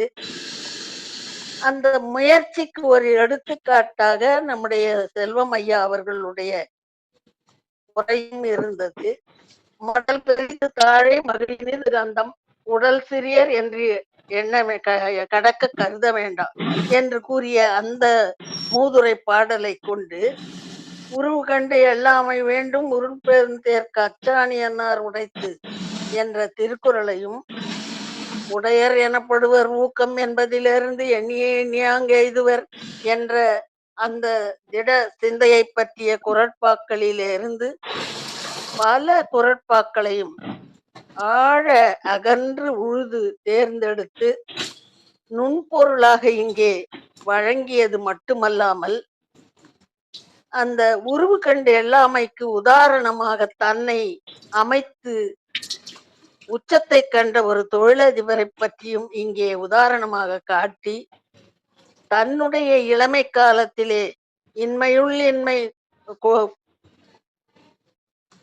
அதாவது வறுமையே இன்மையுள் இன்மையே இன்னாதது என்று வள்ளுவர் கூறும் குறளை கூறி கொடிது கொடிது வறுமை கொடிது என்று ஔவையார் கூறும் அந்த பாடலுக்கு ஒப்பாக சொல்லி தன் இளமை காலத்திலே எய்த முடியாததை எல்லாம் தன்னுடைய முயற்சியால் எப்படி அவர் சாதித்து இருக்கிறார், அதற்கான உள்ள ஊக்கம் எப்படி கிடைத்தது என்று அவர் சொல்லும் பொழுது கேட்பவர்கள் ஒவ்வொருவருக்கும் தம்முடைய உள்ளத்திலும் அந்த தீக்கொழுந்தை ஏந்தி கொண்டதற்குரிய ஒரு ஆற்றல் கிடைக்கும்படியாக அவர் பேசுகிறார். அந்த வகையிலே இன்று இருவருடைய பேச்சும் மிகச் சிறப்பானதொரு விழிப்புணர்வு பேச்சு என்று சொல்லக்கூடிய வகையிலும் ஒரு தன்முனை பேச்சு என்று சொல்லக்கூடிய வகையிலும் சமுதாய முன்னேற்றத்திற்கான ஒரு முற்போக்கு விழிப்புணர்வு பேச்சு என்று சொல்லக்கூடிய வகையிலும் மிகச் சிறப்பாக அமைந்திருந்தது. இருவருக்கும் என்னுடைய அன்பான மனங்கனிந்த வாழ்த்துதல்களை தெரிவித்துக் கொள்ளுகிறேன். மிகச் சிறப்பு. வாழ்க வளர்க என்று கூறி இந்த நல் வாய்ப்பிற்கு நன்றி கூறி அமைகிறேன். நன்றி, வணக்கம். சிறப்பம்மா, சிறப்பு, அருமை. அடுத்து ஜின்னா ஐயா இலங்கையிலிருந்து நமது தளத்தில் செய்திகளை கேட்டு கொண்டிருக்கிறார்கள். அவர்கள் தங்களுடைய பின்னோட்டத்தை, கருத்தை சொல்வார்கள் என்று கூப்பிடுகிறேன். ஐயா வருகலாம், வாங்க. அனைவருக்கும் வணக்கம். முதலில் ஒரு திருத்தம். நான் இலங்கையன் தான், நான் இப்போது 2 வருடங்களாக துபாயில் வாழ்ந்து கொண்டிருக்கிறேன். இன்றைய சொற்பொழிவுகளே முனைவர் சரஸ்வதி அவர்களுடைய சொற்பொழிவை முழுமையாக நான் கேட்டேன். எங்களுடைய செல்வம் ஐயா அவருடைய சொற்பொழிவின் இறுதி கட்டத்தில் நான் நோன்பு திறக்கப் போகுவது, நோன்பு திறக்கும் நேரம் நோன்பு திறக்க சென்று விட்டேன். அதனால் ஒரு சிறு பகுதியை மட்டும் என்னால் கேட்க முடியாமல் போனது. இருந்தாலும் 2 சொற்பொழிவுகளில் மிக கருத்தாளமிக்க அருமையான சொற்பொழிவுகள். முனைவர் சரஸ்வதி அவர்கள் ஒரு எடுத்துக்காட்டாக ஒரு நாட்டை குறிப்பிட்டு சொன்னார்கள். அதை சொன்னபோது எனக்கும் ஒரு உணர்வு வந்தது. நான் இப்போது வாழ்ந்து கொண்டிருக்கும் நாடு ஒரு பெரிய பாலைவனம். 50 வருடங்களுக்குள் முன்னேற அது ஒரு மீன்பிடி துறைமுகமாக மட்டும் இருந்தது. இப்போது நீங்கள் கேட்டிருப்ப எல்லாருமே தெரிந்த நாடுதான் துபாய் என்பது. ஏன்னால் இந்தியாவிற்கு பல லட்சக்கணக்கான பேர் இந்த நாட்டில் வாழுகிறார்கள், தொழில் செய்கிறார்கள், நன்றாக இருக்கிறார்கள். இந்த நாட்டுக்கு நான் பார்த்த பொழுது நான் 25 வருடங்களாக வந்து செல்லுகிறேன். பார்த்த போதெல்லாம் எனக்கு ஒவ்வொரு முறையும் ஒவ்வொரு வருடமும் ஒரு அற்புதமான ஒரு அதிசயத்தை என்னால் காண முடிகிறது. என்னவென்றால் ஒரு வெறும் மீன்பிடி துறைமுகம் இந்த அளவு ஒரு பெரிய ஒரு விஸ்தீர்ணமான ஒரு தொழில் நிலைமையா இதாக மாறுமா என்று யாருமே எதிர்பார்த்திருக்க முடியாது. இங்குள்ள கட்டிடங்களை பார்க்கும்போது நான் அதிர்ச்சி அடைவேன். ஒரு முறை வந்தது போது அடுத்த முறை வரும்போது அதை விட பெரிதாக ஒன்று. உலகத்திலே உயர்ந்த கட்டிடம் உள்ள நாடு துபாய் தான். புர்ஜ் கலிஃபா என்று என் கண்முன்னை நான் அடிக்கடி தினமும் பார்க்கக்கூடிய தொலைவில்தான் அது இருக்கிறது. அன்பானவர்களே, அவ்வாறு அந்த மக்களின் முயற்சியும், அது மட்டுமல்ல பிற நாட்டு மக்களுடைய உதவி கொண்டு இந்த நாடு இவ்வளவு முன்னேறி இருக்கிறது என்பதை எண்ணும் போது ஆச்சரியமாக இருக்கிறது. எனக்கு அறிந்த நிறைய இந்தியர்கள் இருக்கிறார்கள், இங்கே நிறைய பேர் இருக்கிறார்கள். ஒவ்வொருவரும் தொழில் நிறுவியாக இங்கே வந்தவர்கள். செல்லும் போது நிறைய செல்வத்தை எடுத்துக்கொண்டு செல்லுகிறார்கள். இங்கே கடுமையான முயற்சி செய்ய வேண்டி இருக்கிறது. இருப்பினும் அதற்கான பலன் அவர்களுக்கு கிடைக்கிறது. அன்பானவர்களே, நான் இப்போது துபாய் நாட்டை பற்றி சொன்னேன் அல்லவா? நான் இந்த நாட்டில் எனக்கும் இந்த நாட்டுக்கும் இடையில ஆயிரக்கணக்கான தொலைதூரம் இருந்தாலும் கூட நான் இந்த நாட்டின் வளர்ச்சியை பார்க்கும் பொழுது இந்த நாட்டை பற்றி ஒரு நூல் செய்ய வேண்டும், ஒரு காவியம் படைக்க வேண்டும் என்ற உணர்வு கூட எனக்கு ஏற்பட்டது. அதன் விளைவே இந்த துபாய் எழில் மிகு துபாய் என்ற இந்த காவியத்தை நான் பாடினேன். இதை பாடுவதற்கு காரணமாக இருந்தது இந்த நாட்டு மக்களின் முயற்சியும், இந்த நாட்டு மக்கள் புறநாட்டர்களை கொண்டு பெறுகின்ற நன்மையும், அதை கொண்டு அந்த நாடு வளர்ந்திருக்கிற மாதிரியை பார்க்கும் பொழுது பப்பா, இதற்கு காரணமே மக்களின் முயற்சி தான். இவ்வளவு முயற்சி, தினமும் பந்த சூடான வெயிலில் கொட்டாத கடுமையான வெயிலில் இருந்து கொண்டு இந்த மக்கள் வேலை செய்கிறார்கள். இந்தியர்கள் வேறு நாட்டு பலரும் இருக்கிறார்கள். இந்தியர்களின் வளர்ச்சியினால், அவர்களின் முயற்சியினால் தான் இந்த நாடு முன்னேறி இருக்கிறது என்றால் அது மிகையே இல்லை. இருந்தாலும் அவர்களுக்கு வாய்ப்பளித்து நிறைய செல்வமும் தந்து அவர்களை ஆதரித்த இந்த நாட்டு பற்றி எழுதாமல் இருப்பது நியாயம் இல்லை அல்லவா? இலங்கையிலிருந்து என் மக்கள் எல்லாம் இந்த நாட்டில் ஆரம்பத்தை தொழில் செய்துதான் முன்னேறினார்கள். ஒரு மகன் அவர்கள் சொந்த முயற்சியிலே, நான் என்னுடைய மக்களை மருத்துவர்களாக ஆசைப்பட்டேன். ஆனால் என்னுடைய மூத்த மக்கள் இருவருக்கும் அது பொறுத்த விருப்பம் இருக்கவில்லை. அவர்கள் தங்கள் முயற்சியிலே மிக மிக முயன்று என் மக்கள் மூத்த மகன் இப்பொழுது இந்த துபாய் நாட்டிலே ஒரு பெரிய பிரான்ஸ் நாட்டு வங்கி ஒன்றிலே முகாமையாளராக இருக்கிறார். இன்னொரு மகன் ஸ்லோக்கியாவிலே வந்து அவரும் ஒரு வங்கியில் ஒரு பெரிய இடத்தில் இருக்கிறார்கள். இருவர்களும் என்னுடைய ஆசையை நிறைவேற்றதை விட அவர்கள் முயன்று தாங்கள் வெல்ல வேண்டும் என்று நினைத்தார்கள். முயன்று முயன்று முயன்று இன்று உன்னதமான நிலையில் இருக்கிறார்கள். எங்களையும் சந்தோஷமாக வைத்திருக்கிறார்கள்.